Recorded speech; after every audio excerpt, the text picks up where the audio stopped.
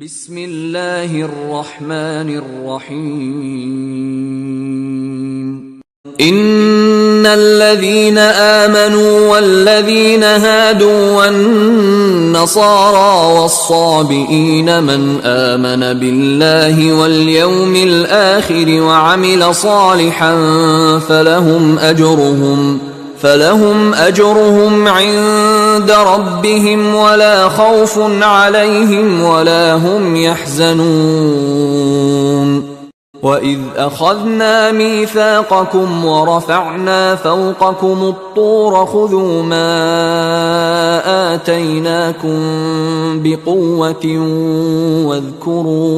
واذكروا ما فيه لعلكم تتقون ثم توليتم من بعد ذلك فلولا فضل الله عليكم ورحمته لكنتم من الخاسرين ولقد علمتم الذين اعتدوا منكم في السبت فقلنا لهم كونوا قردة خاسئين فجعلناها نكالا لما بين يديها وما خلفها وموعظة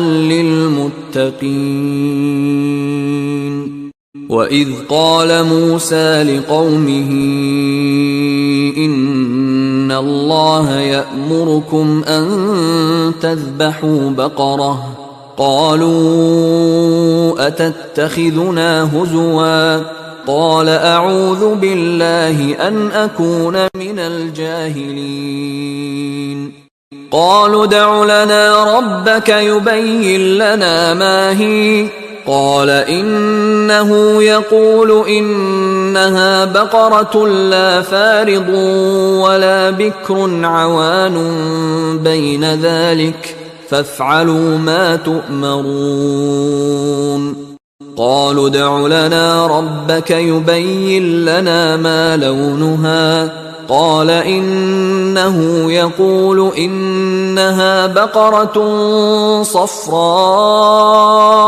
فاقع لونها تسر الناظرين قالوا ادع لنا ربك يبين لنا ما هي إن البقرة شابه علينا وإنا إن شاء الله لمهتدون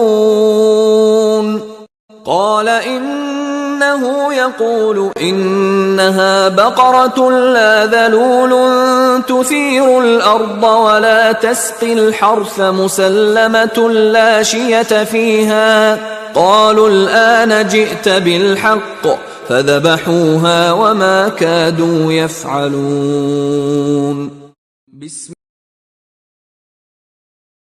দয়াময় পরম দয়ালু আল্লাহর নামে। নিশ্চয়ই যাহারা ঈমান আনিয়াছে, যাহারা ইহুদী হইয়াছে এবং খ্রিস্টান ও সাবিঈন, যাহারাই আল্লাহ ও আখিরাতে ঈমান আনে ও সৎ কাজ করে, তাহাদের জন্য পুরস্কার আছে তাহাদের প্রতিপালকের নিকট। তাহাদের কোনো ভয় নাই এবং তাহারা দুঃখিত হইবে না। স্মরণ করো যখন তোমাদের অঙ্গীকার নিয়েছিলাম এবং তুরকে তোমাদের ঊর্ধ্বে উত্তোলন করিয়াছিলাম, বলিয়াছিলাম আমি যাহা দিলাম দৃঢ়তার সঙ্গে গ্রহণ করো এবং তাহাতে যাহা আছে তাহা স্মরণ রাখো, যাহাতে তোমরা সাবধান হইয়া চলিতে পারো। ইহার পরেও তোমরা মুখ ফিরাইলে, আল্লাহর অনুগ্রহ এবং অনুকম্পা তোমাদের প্রতি না থাকিলে তোমরা অবশ্যই ক্ষতিগ্রস্ত হইতে। তোমাদের মধ্যে যাহারা শনিবার সম্পর্কে সীমা লঙ্ঘন করিয়াছিল তাহাদেরকে তোমরা নিশ্চিতভাবে জানো।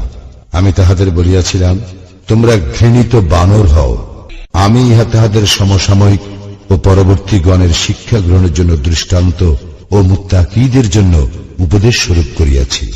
স্মরণ করো যখন মূসা আপন সম্প্রদায়কে বলিয়াছিল নিশ্চয়ই আল্লাহ তোমাদেরকে একটি গরু জবাহ করার আদেশ দিয়াছেন। তাহারা বলিয়াছিল তুমি কি আমাদের সঙ্গে ঠাট্টা করিতেছ? মূসা বলিল আল্লাহর শরণ লইতেছি যাহাতে আমি অজ্ঞদের অন্তর্ভুক্ত না হই। আমাদের জন্য তোমার প্রতিপালককে স্পষ্টভাবে জানাইয়া দিতে বলো উহা কিরূপ। মূসা বলিল আল্লাহ বলিতেছেন উহা এমন গরু যাহা বৃদ্ধ নয়, অল্প বয়স্ক নয় মধ্যবয়সী। সুতরাং তোমরা যাহা আদিষ্ট হইয়াছ তাহা করো। তাহারা বলিল, আমাদের জন্য তোমার প্রতিপালককে স্পষ্টভাবে জানাইয়া দিতে বলো, উহার রং কি? মূসা বলিল, আল্লাহ বলিতেছেন, উহা হলুদ বর্ণের গরু, উহার রং উজ্জ্বল গাঢ়, যাহা দর্শকদের আনন্দ দেয়। তাহারা বলিল, আমাদের জন্য তোমার প্রতিপালককে স্পষ্টভাবে জানাইয়া দিতে বলো, উহা কোনটি? আমরা গরুটি সম্পর্কে সন্দেহ পতিত হইয়াছি, এবং আল্লাহ ইচ্ছা করিলে নিশ্চয়ই আমরা দিশা পাইব। মূসা বলিল, তিনি বলিতেছেন, উহা এমন এক গরু যাহা জমি চাষে ও ক্ষেতে পানি সেচের জন্য ব্যবহৃত হয় নাই, সুস্থ নিখুঁত। তাহারা বলিল, এখন তুমি সত্য আনিয়াছ। যদিও তাহারা জবে করিতে উদ্ধত ছিল না, তবুও তাহারা উহাকে জবে করিল।